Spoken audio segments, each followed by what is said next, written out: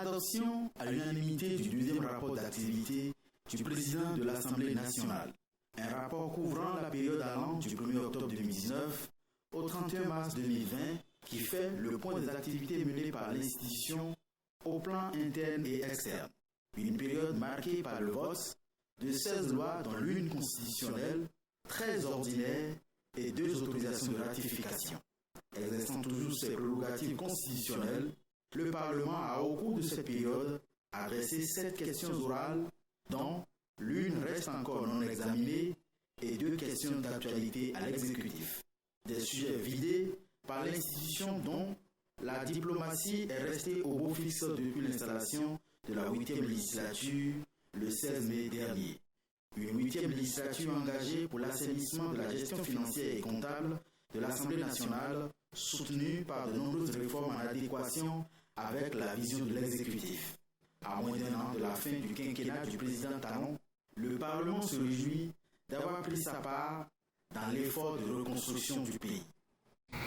À 1 an de la fin du mandat du président Patrice Talon, il me plaît d'exprimer ici notre satisfaction face au nouveau visage que présente le Bénin sur le chantier de la gouvernance politique, des infrastructures routières et socio-communautaires, de la gouvernance financière et économique, de la lutte contre la corruption et l'impunité, de la politique énergétique.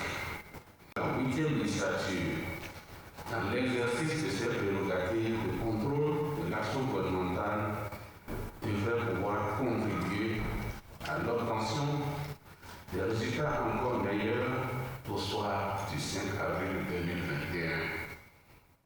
Le document présenté forcerait l'admiration selon les députés, même s'ils auraient souhaité que le Parlement ne reste pas muet sur certains sujets, en l'occurrence la question de l'amélioration du régime d'assurance santé dont bénéficient actuellement les députés, la sécurité sociale des travailleurs de l'institution et enfin le statut du personnel parlementaire.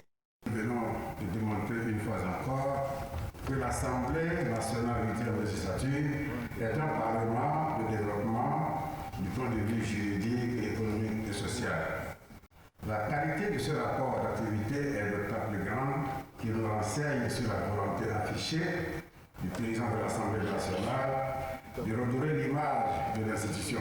Vous avez dit dans votre rapport tout à l'heure que vous tenez à la sécurité de l'emploi au niveau du personnel.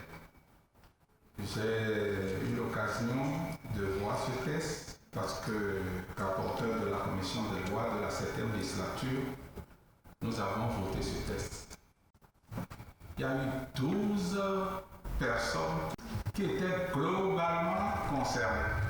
C'est des personnes qui sont ici depuis 3 législatures à peu près. On a voté le texte, mais ça n'a pas prospéré. Je souhaite que quelque chose soit fait. Parce que c'est des terres et mers de famille. Ce sont des défis auxquels le Parlement accorde du prix, insiste son président, avec l'engagement de les faire aboutir.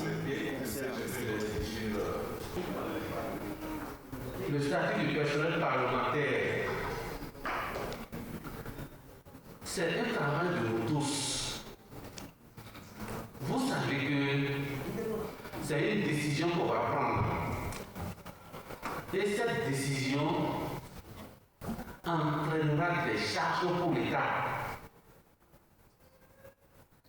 Et lorsque nous devons prendre des décisions qui sont des propositions qui entraînent des charges, nous devons nécessairement trouver des ressources ou alors que le gouvernement nous accompagne.